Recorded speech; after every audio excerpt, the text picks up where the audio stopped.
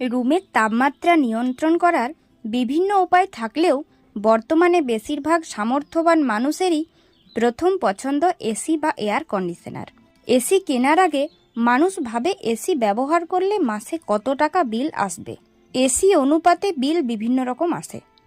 আজ তবে জেনে নেওয়া যাক 1.5 টন এসির ক্ষেত্রে মাসিক বিদ্যুৎ বিল কত হতে পারে।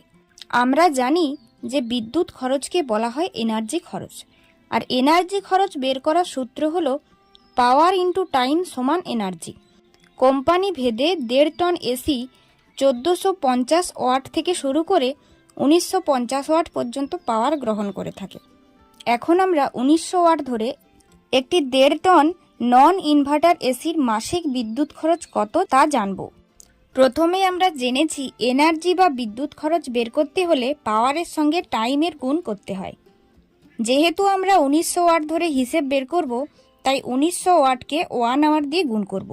তারপর 1900 ওয়াট আওয়ারকে কিলো ওয়াটে রূপান্তর করার জন্য 1000 দিয়ে ভাগ করলে পাবো 1.9 কিলো ওয়াট আওয়ার।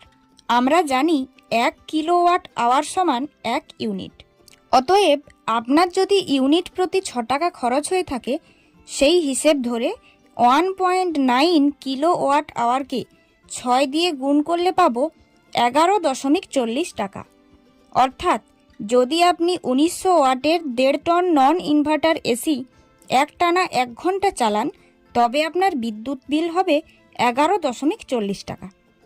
একইভাবে যদি টানা 6 ঘন্টা চালান, তবে 11.40 টাকাকে 6 দ্বারা গুণ করলেই 6 ঘন্টার খরচ পেয়ে যাবেন।